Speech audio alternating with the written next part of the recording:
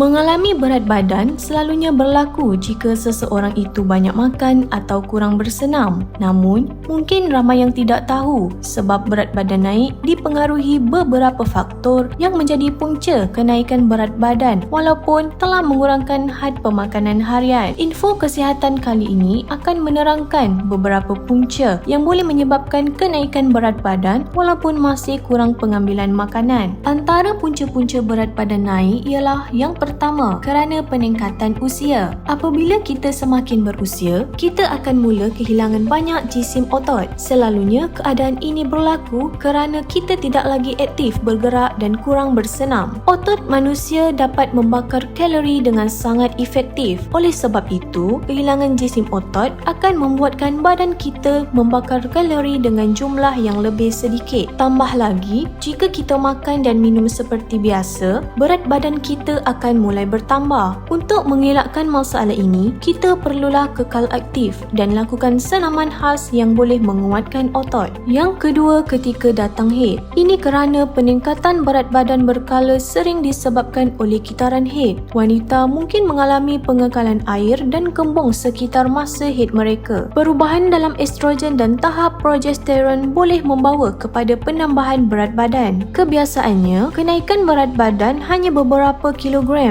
dan ia turun lagi apabila tempoh haid berakhir pada bulan itu. Yang ketiga pula, tekanan perasaan dan mood yang tidak baik. Setiap orang mempunyai respons yang tersendiri terhadap stres, keresahan dan juga depresi. Malah ada yang akan hilang berat badan atau mengalami penambahan berat badan. Walau bagaimanapun, peningkatan berat badan disebabkan depresi boleh mendatangkan bahaya yang lebih besar di mana individu tersebut tertekan dengan imej diri. Namun sekiranya suka makan mengikut emosi, anda perlu mencari alternatif lain untuk mengawal masalah ini. Sebagai contoh, cari aktiviti lain yang boleh mengalih perhatian anda seperti keluar dengan kawan, mandi lama atau berjalan di pusat membeli belah. Yang keempat, pengambilan ubat-ubatan. Banyak ubat farmasi boleh menyebabkan penambahan berat badan sebagai kesan sampingan. Sebagai contoh, ubat-ubatan dalam kelas kortikosteroid, antidepresan, ubat antipsikotik atau pil kontraseptif. Banyak kajian telah mengaitkan antidepresan kepada penambahan berat badan. Ubat diabetes dan antipsikotik tidak berbeza. Ubat-ubatan ini mengubah fungsi berat badan dan otak anda buat sementara waktu. Dengan itu, mengurangkan kadar metabolisme anda atau meningkatkan selera makan anda. Kelima, mengalami masalah thyroid. Masalah thyroid yang tidak aktif atau hypothyroidisme merupakan satu penyakit yang boleh berlaku apabila kelenjar thyroid tidak menghasilkan hormon yang mencukupi. Hormon thyroid memainkan peranan yang amat penting dalam mengawal metabolisme badan. Apabila hormon yang dirembeskan tidak mencukupi, metabolisme badan akan menjadi perlahan. Oleh sebab itu, pesakit akan mula mengalami simptom-simptom hypothyroidisme seperti suhu badan yang rendah, anemia, kegagalan jantung dan sering rasa keliru. Hypothyroidisme juga boleh menyebabkan pesakit koma. Malah, masalah thyroid yang serius juga boleh membawa maut. Pada masa yang sama, sistem metabolisme badan yang perlahan juga boleh menyebabkan peningkatan berat badan. Maka tidak hairanlah jika pesakit mengalami peningkatan berat badan yang mendadak. Masalah thyroid merupakan satu kondisi yang boleh dirawat. Ianya juga boleh dikawal dengan ubat-ubatan serta pemeriksaan berkala dengan doktor. Oleh sebab itu, pastikan anda sentiasa prihatin terhadap gaya pemakanan, masalah kesihatan maupun cara untuk menguruskan diri anda. Selagi boleh mengelakkan perkara tersebut yang menjadi punca kenaikan berat badan, maka jauhilah dan lebih konsisten dalam mengamalkan gaya hidup yang lebih sihat. Mencegah lebih baik daripada mengubati.